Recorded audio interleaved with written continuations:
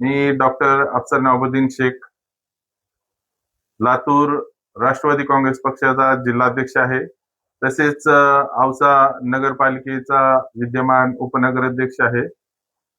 मी या विधान परिषद निवडणूक 2026 धाराशिव, लातूर आणि बीड या निमित्तानं मी आपल्या सर्व राष्ट्रवादी काँग्रेस पक्षाच्या मतदारांना या ठिकाणी नम्र विनंती करतो की येणाऱ्या 18 तारखेला आपण माननीय माजी मंत्री आणि माजी आमदार आणि महायुतीचे नेते माननीय बसवराजजी पाटील साहेब यांना क्रमांक 1 हे टाकून आपण मतदान करून त्यांना आशीर्वाद द्यावा.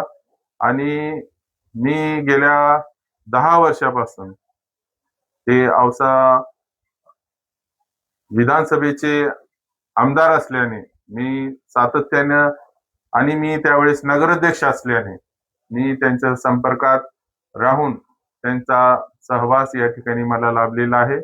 निश्चितपणे आपले जे स्थानिक स्वराज्य संस्थेचे मतदार आहेत, जे जिल्हा परिषद आणि मनपा आणि नगरपालिका, हे सर्व या सर्वांना या ठिकाणी न्याय देण्यासाठी ते निश्चितपणे काम करतील याचा मला पूर्ण विश्वास आहे.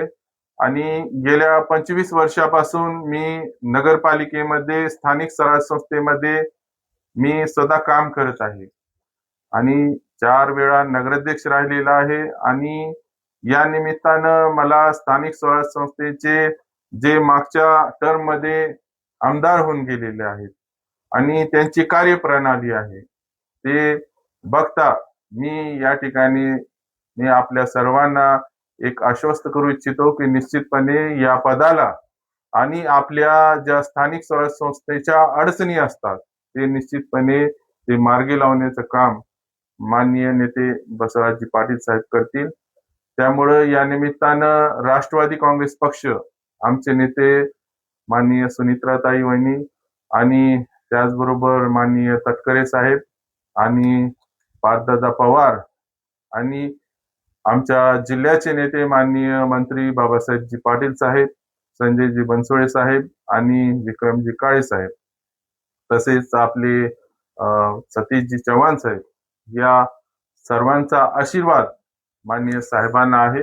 त्यामुळं राष्ट्रवादी काँग्रेस पक्षाचे आमचे जे सर्व या मतदारसंघातील तसेच धाराशिव आणि बीड जिल्ह्यातील सर्व मतदारांना या ठिकाणी या निमित्तानं मी नम्रपणे विनंती करतो की आपण माननीय बसवराजजी पाटील साहेब यांना आपण मतदान रूपी आशीर्वाद द्यावे.